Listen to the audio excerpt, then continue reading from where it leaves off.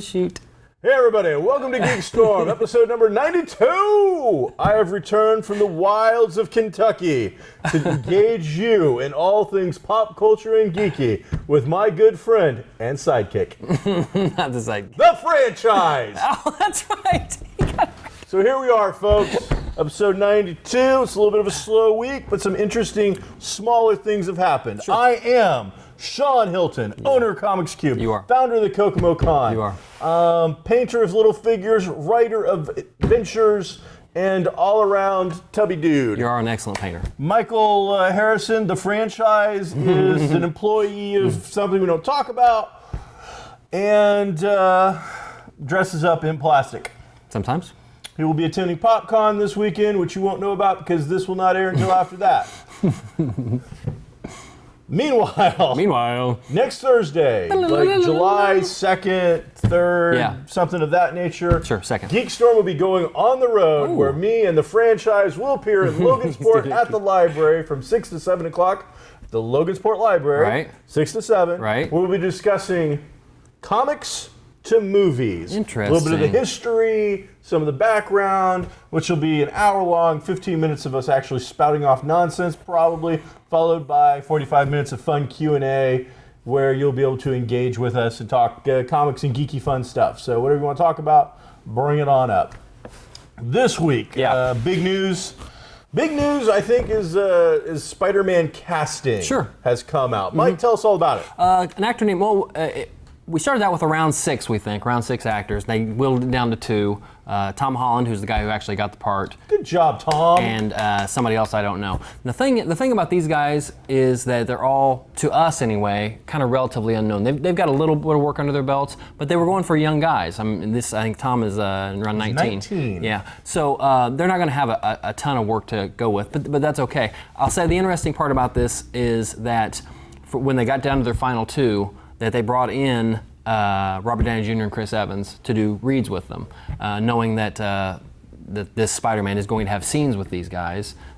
Big scenes. Yes. Like I would imagine they're going to be quiet, dramatic moments of,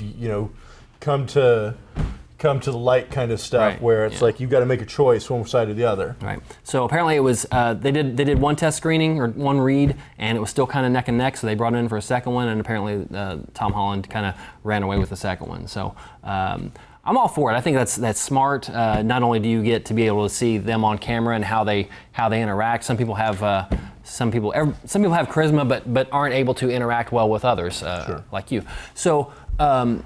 You get to see that, but then you also are going to get some input from 2 of your biggest stars in your stable. And everything you said was correct right up until that thing you said about me. Completely incorrect. But yeah, I've seen one movie that Tom Holland has starred in called How I Live My Life Now, or something of that nature. It's not a post-apocalyptic kind of movie, but it's a movie in which a young tween-age style coming-of-age girl goes to live with her aunt from a different country, like English countryside kind of a feel to it, and she's got 3 cousins, all different ages, of course, 2 boys and a girl, and there's a massive explosion in London where terrorists have done something, and like thousands upon thousands of people are killed, martial law, basically this terrorist kind of war finally boils over. The countryside's taken over, and so they're sent off to camps and whatnot. Jeez. So Tom Holland plays the second son in this. He's kind of the go-to average, fun but nerdy kind of kid. So that was interesting. I liked his part. It's almost felt like an indie kind of film, but he played a very young character. I would say he was supposed to be 13 or 14 at the most. And he is British. Yeah, yeah. And you're saying that your movie that you're talking about was set in England. Yeah, they all had. I would say the entire thing was probably it was like a Harry Potter kind of thing, except for the director. It was probably written, directed, produced, filmed on location, all in that neck of the woods would be my guess. You can catch it on, if you want to see Tom Holland in action, I saw it on Netflix. I would imagine How I Live My Life Now is still probably on there, so you can catch him. I think, again, it's a smaller part, but he's on screen quite a bit and has an incredibly sad ending. But a lot of these guys, those 6 anyway, they just seem very generic. Like they're a generic type of. You didn't have a. Andrew Garfield just had a certain particular look to him that was different, I think, than a lot of the people. These guys. He was hot.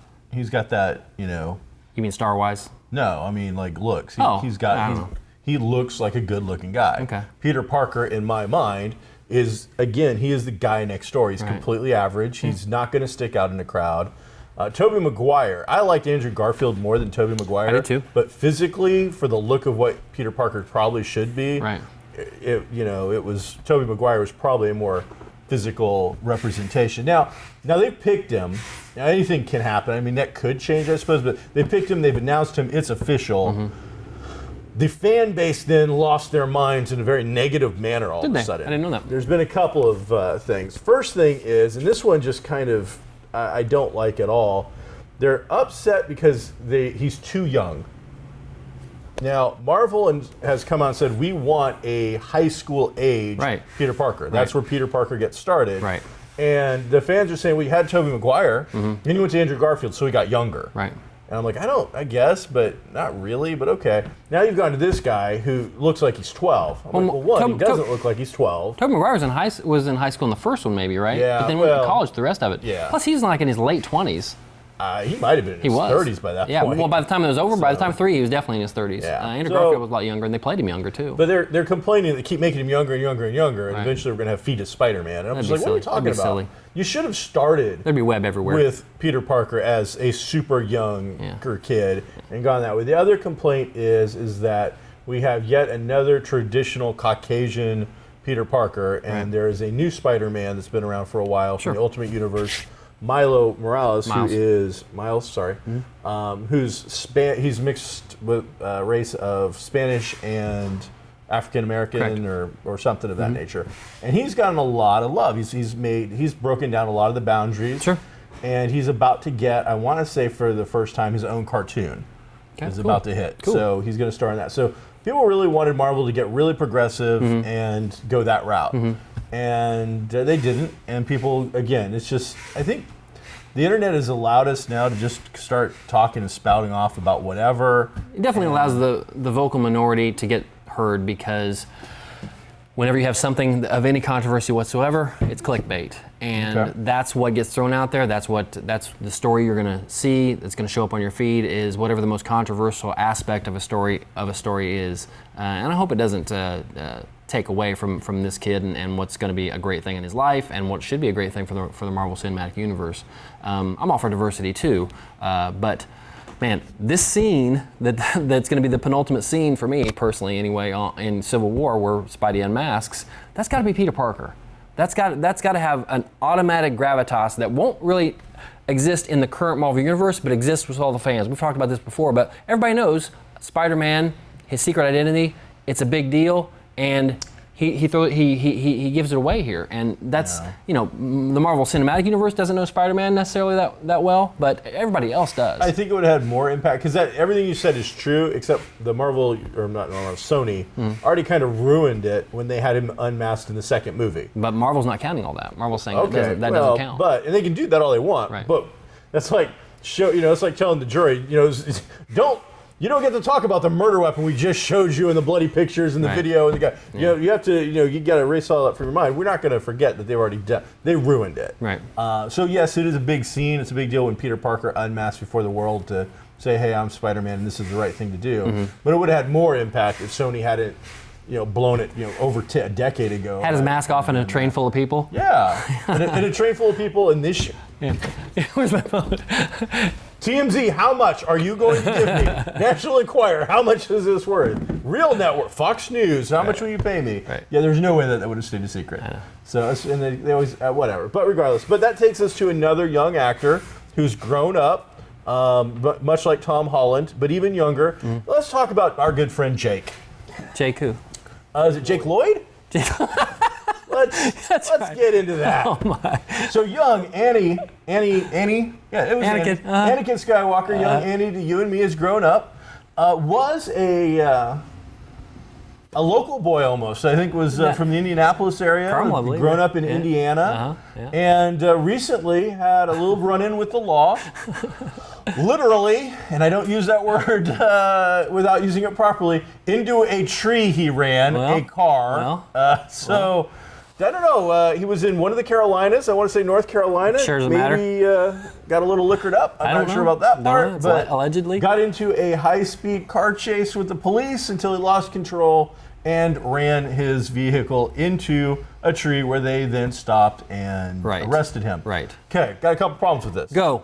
A, that kid took part in the races at Mos Espa. He did. And had absolutely no problem navigating those pod racers with anything. So I have a hard time believing that this isn't a giant setup and conspiracy to bring down the name of Jake Lloyd. Right. Second, the Force.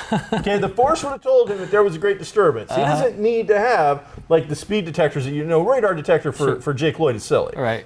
He could feel that. Right. So again, I think maybe this is a setup to take away from some of the other events that have happened in the world to keep us, in check a little bit. My only problem with what you just said was that the possibility that Jake Lloyd's name could be taken down any farther than it already is. Okay, because let me tell you this. Okay, this is a real quick Jake Lloyd story. One of the conventions last year we were at, one of the bigger names dropped out. Okay, was this Awesome Con? I don't remember. Okay. One of the bigger names dropped out, and Jake Lloyd being local to Indianapolis. Somebody somehow got a hold of him, his agent, whatever, and said, hey, can you come over and we'll give you a free booth, blah, blah, blah. I don't know what they said. But regardless, they got him in there like that Friday afternoon. And so we see him walk in and everything. And we are maybe, I'll say 50 yards. Now, we being the guy, and I don't know if we want to use their name. Everybody knows you're in the 501st, but either way, the 501st. Yeah, we've got a booth set up, 501st. You guys dress as stormtroopers who are not familiar with 501st. They are a professional costume organization that is approved on several different levels to be allowed to dress in these costumes. Right. We do charity work. We do appearances at conventions, things like that. We don't make any money. We just take pictures with kids and stuff, and people like it. You get no cash. No, nothing at all. We raise some money for charity while we're there. Absolutely. Oh, we love charity. We're there. We're let's say 10 or 20 of us in costume, and we've got a backdrop of the Millennium Falcon where people come up and they will take pictures with us. So Jake Lloyd walks over to his booth and there's nothing there because they didn't know he was coming. He didn't know he was coming, so they had nothing prepared other than I'm sure a little sign that says Jake Lloyd on it, and people are like, "Who's that?" Because at this point he's a man. Okay, he's not little He's kid. not little Annie. No, he's very close to the mugshot you saw today. So his manager walks over to our booth and says to Matt Hoffman. And says, hey, can we borrow your backdrop for Jake because he didn't have anything? And this is Matt because he wears his glasses. He's like, no. Number one, he's not even in this movie. This is a completely different movie. He wasn't even in this movie, so no. And it's just a thing where I think the guy thought that because we were, and there was a connection between us. Lloyd has asked us for something. Yeah, he asked us for bail. Yeah, that's what he. All right, so enough kicking him while he's down. Oh, poor Jake. It was fun, but let's. And then he went and did his shift at PacSun later that night. Oh. Hey, you know what? I'm sorry, people. We're not nice guys sometimes. It happens. Sometimes we love charity. We help out when we can, but occasionally, if you're a movie type person who gets a little uppity and you need to be brought down a peg or two, he made a mistake. More than happy to step up. People make mistakes. He made a mistake. His mistake was getting drunk or inebriated or whatever caused this. The second mistake he got was running from the police. His third mistake was running into a parked, perfectly stationary, non-trouble-causing tree, and then the fourth mistake he made was getting caught. So he made a lot of mistakes just in this very short amount of time. Poor Jake Lloyd. It was like the dominoes of mistakes, just Jake. falling all over the place. So sad face for Jake. So now on to other people in news. I sent you this morning so we could discuss a little bit. Yeah. Rose McGowan, probably best known for two things. One being the replacement sister for the Witches and Charms, who came on later after Shannon Doherty got showed the door. Right. And secondly, for dating Marilyn Manson. Correct. I'm sure she has done other great and amazing. I'm not sure she has. Red Sonja, maybe? No. She was in the Grindhouse movie. She was in Conan as the witch. Conan. She was in the original Scream. She was going to be Red Sonja. She was in the new Conan, the Aquaman draw. Oh, gotcha. Conan. Yes. I'm like, she was not the original witch. Trust me, there. Didn't happen. So she's done Scream, right? You just said Scream. So she's done several roles. Sure. And is good for her. Kind of a B actress. Definitely B. But seems to be a really nice, outgoing kind of person. Has used her social media well and whatnot. So she recently posted up a tweet about a project where the call sheets had gone out to let actors and actresses know about a part to come in and audition for it. Right. So the call sheet, or whatever you want to call this, I don't know the technical term, says on it, we're looking for blah, blah, blah, blah, blah. A, make sure you read the script so you know what you're talking about. And B, make sure you wear tight, form-fitting clothing, push-up bras, beneficial. Right. Now, that's not me. I guess I was paraphrasing, but that is what is stated on this thing sent out to professional actresses. That's what they're looking for. To put out there. Right. And then it turns out it was an Adam Sandler movie on top of all of that. Right. So she puts that out there and just kind of pointing out again that the sexism in this industry hasn't stopped at all. It's still out there. And women are being asked to basically thrust their breasts out in front of the camera to get work. And she took exception with this. Well, then, shortly thereafter, her agents let her go. Right. I guess you can't say they fired her because she'd have to fire them. They decided to stop representing her. Yes. So I'm just like, one, that whole thing is sexist. I'm sure that is probably how the industry works. I doubt that's a... You okay there? Okay. Almost technical difficulty. We apologize. Probably how things work, which is unfortunate. But again, it's Adam Sandler. Right. What? I'm sorry. What? Adam Sandler? Yeah. Opera Man, right? Am I wrong about Opera Man? He is Opera Man. And Gator Boy or something. And I mean, Water Boy. This is not. He's not doing Hamlet or Shakespeare or anything like that. Right. Why is this guy getting to make these? Now maybe he didn't make the calls. By the way, I'm not saying that Adam Sandler directly put, "I want big boobied women to be in my movies," though I wouldn't put it past him. Here's what I think about this particular thing is that we don't know what the script was. Sure. They said in there, please look at the script so you'll know why we're asking for this. Sure. So it could have been a saloon girl, or it could have been. It wasn't necessarily. You're not going to be a librarian showing up like that. So I'm sure it was probably had something to do with the role that was being cast for. Taken out of context. Yeah.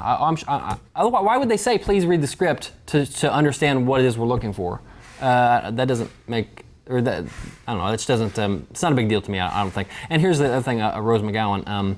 Maybe because you haven't gotten work in so long as maybe why your agents fired you, because she doesn't have a lot going on.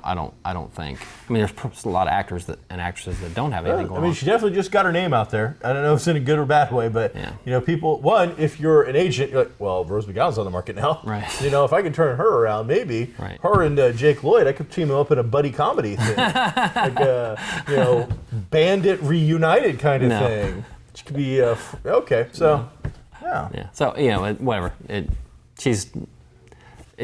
was a thing that happened. I don't think she's that talented. I don't think she's that talented, and I don't care. I don't know about that, but is she? So number one at the box office this week was Guardians of the Galaxy. Guardians of the Dinosaurs. Jurassic World was number one, holding over, beating out Pixar. Now the truth is, Pixar still made a ton of money, but this is the first time in a long time that a Pixar movie has not been number one. These guys have been the kings of their weekends. Well, these movies are tentpoles. Going up against a monster. But in the second week, I think they felt pretty confident. I felt pretty confident for them that they'd be able to take them out. Because I figured everybody in the world had to have seen Jurassic World. It just appears that they all wanted to go back and see it again. Yeah, that's what I said last week about Jurassic World, was that what kind of second week are you going to have when everybody saw it the first time? It appears the answer to that was a damn big one. Yeah, because it wasn't little money. It was like $60 million. Yeah, $60 million for a normal opening for a movie is is an amazing opening. When we get north of the 90 to 100 million mark, we're looking at blockbuster style crazy movies. I mean, this movie made, what, 200 million in its opening. So, you know, it was setting some records and bashing things. I went to see the Inside Out yesterday. All right, what'd you think? It was very different for me. And I took a 6-year-old boy and his lovely mother, and they enjoyed it immensely. Gotcha.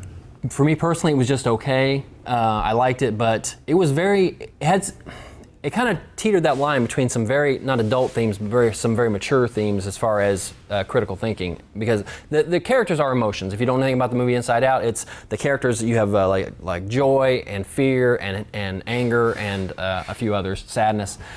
So that's very easy stuff for kids to get a hold of, but the more the movie went on, it got into some kind of complicated stuff about mixing of emotions, and they did a great job of visualizing that, of showing you why people feel what they feel, and maybe they should or shouldn't. And then they threw in, of course, the cartoony aspect of this child can't feel joy because joy is off the grid somewhere right now and can't. And so that was very interesting. If nothing else, it will start a lot of conversations between parents and children. And but it's also, man, it almost seemed like, man, this thing is made for child therapists to show to their clients about how to deal with some emotions, stuff like that. So it was entertaining. I liked it. It's got a huge marketing machine, but going up against something like Jurassic World again, I can see how it maybe Chris didn't. Pratt is a juggernaut. He is. There were memes about his whole dinosaur raptor thing that everybody started doing. And he even saw did a lot of zookeepers doing it with animals. They saw a lot of people doing it with their kids, a lot of fun stuff. Then he did a meme of the memes of him doing it at a children's hospital. Yeah. Now, this guy, again, has got more money at this point than he's ever going to need. He can walk in. His agents right now have hit the lottery. Yeah. They went from, we've got Chris Pratt, to, we've got Chris Pratt. Right. Okay. Any negotiation for any kind of movie role at this point is him walking in and going, these Pratt. are my terms. Right. It used to be, Chris, we're going to need you to lose some weight, do this, do that, blah, blah, blah. Now he's like, I'm Star-Lord. I talk to dinosaurs. Yeah, he's seems like, and if this is not correct, he's an excellent actor, but he just seems like a genuinely nice guy.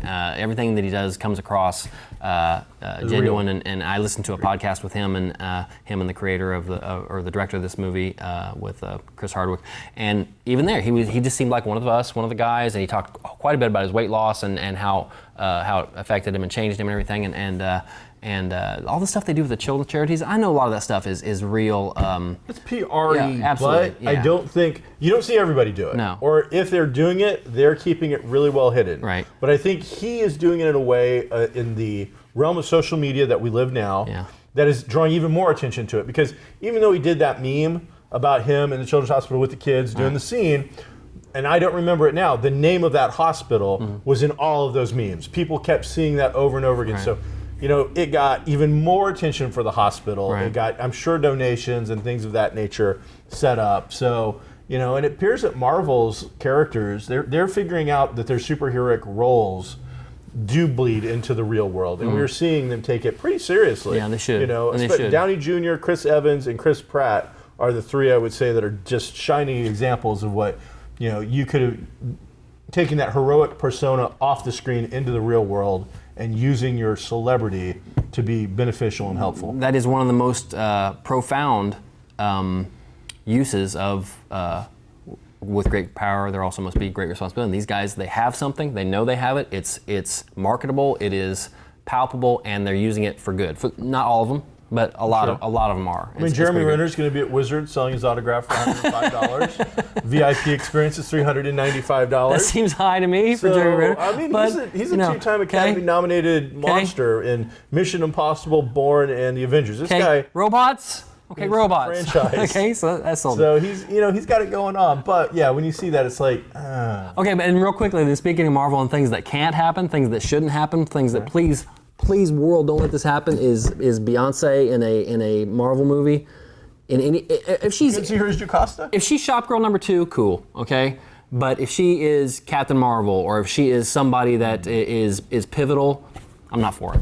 I got nothing against her, got nothing against her music. I don't think she's a good actress. They've done such great casting through this entire thing. I can't think of any casting where I thought, maybe it's not so great. And that would be the first one where I'm like, no, you're trying to cash in. You're trying to bring in a particular audience. I can don't see like her it. as Jocasta. If you're going to do that really kind of strange character, because it would just be her voice and her mannerisms. You'd put her in the little dot suit, and things would go from there. No. Speaking of Marvel, we've gone there. Marvel announced that they will not be attending the San Diego Comic-Con International, or whatever it's called now. They have made huge splashes there by revealing all kinds of interesting information about upcoming movies, to full cast being at tables, to one of the all-time greatest YouTube moments is Hiddleston coming out full Loki into the hall that was awesome. to say, I am Loki, and to introduce stuff. That was really great. Full in character. There's another guy's obviously enjoying the stuff. So, but they came out and said why. They're like, we're not going to Comic-Con. We love Comic-Con. Comic-Con's great. Last October we had a big conference and we told you everything. Because there's no animosity here. There's no underlying secret There's no news. thing. There's no news. Because we told you everything. You know it all. There's nothing. Next year we'll have some movies coming out that maybe you need to know more about, and we'll get into it. But you know everything you need to know about Ant-Man. And by the time Comic-Con comes around, Ant-Man's going to be out, and we're going to have nothing new for a little while. So basically, we're going to give it up to some other people who need to get some information out there about their stuff. So, and I'm sure Disney's going to be there. There's going to be some stuff. So there'll be plenty of opportunities. I think Lucasfilm was not going to be there, but I'm not positive about that. There were 2 or 3 bigger names that were not going to be there. DC being one that is going to be there. Warner Brothers will be there, and there is where they're supposed to announce their lineup for the Justice League. They're going to have the big deal. They'll have them all there. Yeah. The thing I read today, which comes from Latino Review, which I don't know how some of these guys. Man, it seems like they know everything. Latino Review is probably the on-spot place to go for your movie news. But they're saying that we're going to have 2 Green Lanterns. We're gonna Chris have Pine. Chris Pine is Hal Jordan. Want to talk about it, but really there's not enough information to really confirm it up yet, in my opinion. So we're going to talk eventually about Chris Pine possibly being a Green Lantern. Yeah, the only, and where the references in that is, a lot of people thought they were bringing him in with Wonder Woman and to be the Steve Trevor. Steve Trevor, and they're saying, Latino Review is saying that it's going to be a Hal Jordan, and then we're going to have a Jon Stewart also. I could see him as Guy Gardner.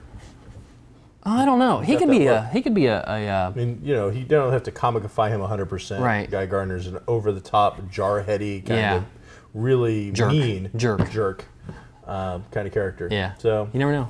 All right. So a lot of stuff going on. I want to talk about a charity project here because I think we're getting either overtime or whatnot. So we've got we got plenty of time, but I definitely want to get into this through the entire month of July at. Comics Cube, you'll be able to donate money to get into a drawing to win this particular copy of Nickelodeon's SpongeBob SquarePants Haunted Houseboat. Wow. It's a fun little kid's book, just filled with full color illustrations. However, this particular copy is signed by the artist, Dave Akins, who's a buddy of mine. I feel pretty comfortable saying we're a buddy. I haven't gone to dinner with him, but I would.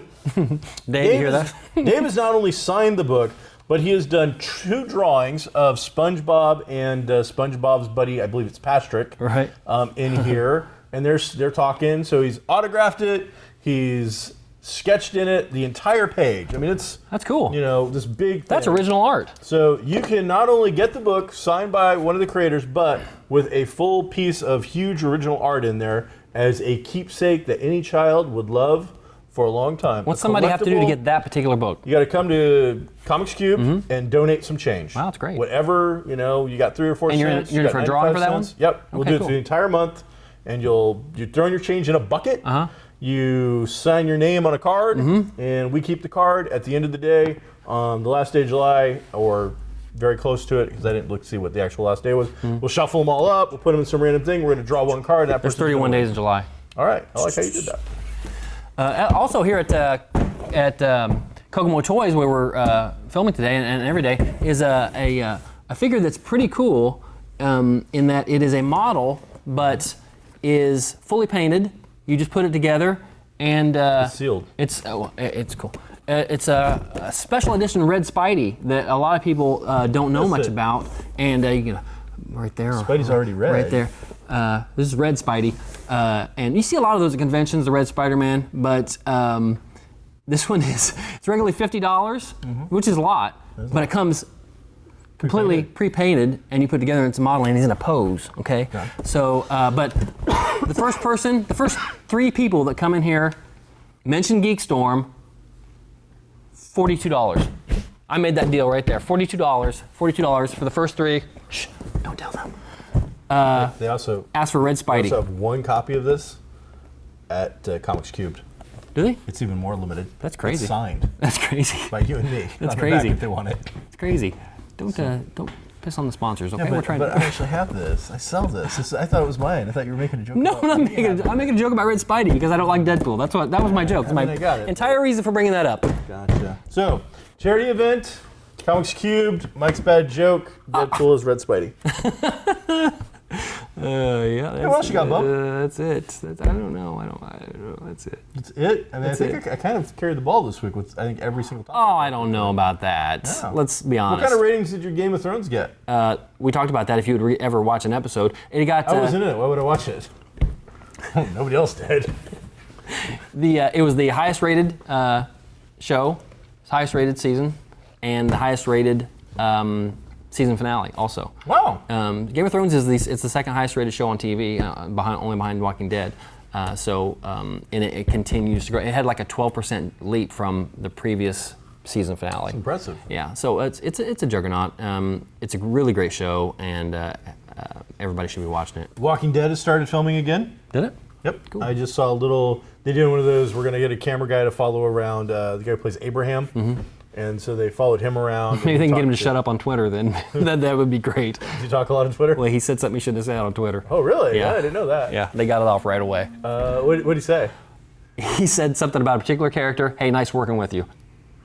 Oh! about a particular actor. Which actor was it? I'm not gonna say it on here. I'll tell you. I'll tell you. That's after. what they come here for. No, Spoiler. No. What? No. All right. So I'll tell you last afterwards. topic of the day: the controversial. What the hell? What do you call that flag? The stars and bars, the rebel flag, Confederate flag. Yeah. All right. I suppose. I mean, there's so many different names. Sure. Been a lot of stuff going around that normally it's all politics and we don't get involved Right. for the most part. I like to bring it up, you shy away from it, and then we talk about it for a couple seconds, it goes away. But now celebrity, a real true blood No, he's not celebrity has brought it up. And so a celebrity has entered the fray, so Yeah, now it is sure. our job to talk about In the it. most Jake Lloyd sense of the word, celebrity. So the actor, and I honestly, for once, I don't know his name, but the actor who played Cooter, Cooter, on the Dukes of Hazzard, Classic. who owns a TV string of shops or eateries with shops in them in the Tennessee area. In which he capitalizes on a show he was barely a character in. Go. Has a thing called Cooter's Place. Of course he does. And Cooter's Place, turns out half of their inventory has the Confederate flag That on is it. weird, but go So ahead. He has taken to the social media to let people know that they're not going to tolerate it, and that this unprecedented wave of political correctness is not going to stop them from selling the symbol that is the values of Duke. There was no racism in Hazard County. There wasn't? There was no racism in Hazard County, according to him. Oh. Of course, I also don't remember, I think, ever seeing anybody that wasn't lily white on that show. Correct. Ever. Correct. I mean, we could go and count, except for maybe bad guys and criminals. Probably. So, That's probably true. But according to Cooter, that he's going to fight this all the way to wherever this fight's going to go. Right. If he's got to raid Boss Hogg's private stash, he's going to keep going. Okay, now I haven't. I'm not up on my Cooter news. Okay, so is he mad about everybody's attitude towards the flag, or the thing with the State House, it being at the State House? I think he's more directly impacted. Whoever owns Dukes of Hazzard merchandising rights has come out and said they're no longer going to produce the General Lee. I see. Gotcha. And if you've got a place called Cooter's Place, I would imagine your number one seller is pictures and toys or die cast of the General Lee. Right. And if you don't have the flag on top of it, Right. you've then got a weird orange car with 01 on it whose doors don't open. Oh, that's weird. And after that, I don't know that you got much. So I think basically you're messing with this guy's livelihood at this point. Whether he and I would say he is so involved in the culture and the fans, and to give a shadow of a doubt, or to take that olive branch, I would say that the Hazard County Dukes of Hazzard fans probably, I mean, for them, this isn't a cultural thing, it's a TV thing. Sure. It's not related to the Civil War. Right. It's related to two moonshine runners who were breaking the law in every episode. It's true. Their cousin, who didn't know how to dress herself practically. Well, she did a pretty good job, let's be honest. She did it. And so, but I mean, Great for job. them, this is a different fight. It's a different symbol. The symbol isn't, the Confederate soldier symbol. It's the Dukes of Hazzard symbol, and it does mean something different. Unfortunately, regardless of taking one thing and trying to make it into another, you don't. Because this is America, I respect his right to be a moron. That's it. Cooter's Place isn't going to take this hit lying down. Damn it. And there's just another example of your, C actor. Yeah, nobody who now we're talking about. Has he ever been in? I don't know. It doesn't matter. So it was interesting. He brought this up, Sure. and I wanted to, throw it out there to have some fun with it. But it's his livelihood. So good luck to him. Good luck, Cooter.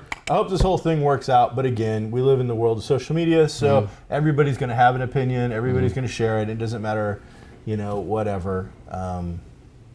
Yeah. So we're done with that one. Thank goodness. Walk away. Are we done, sir? We're going to wrap it up. That's going to be our thing for today. Please, again, check out the drawing all month long at Comics Cube for that. $42. Stop in at Kokomo Toys for Red Spidey variant action figure kit. GeekStorm, $42. GeekStorm will be appearing at Logansport Thursday, first Thursday in July. And you'll be able to catch us talking about history of movies and Comics. So that's it. We'll see you all next time. We're out.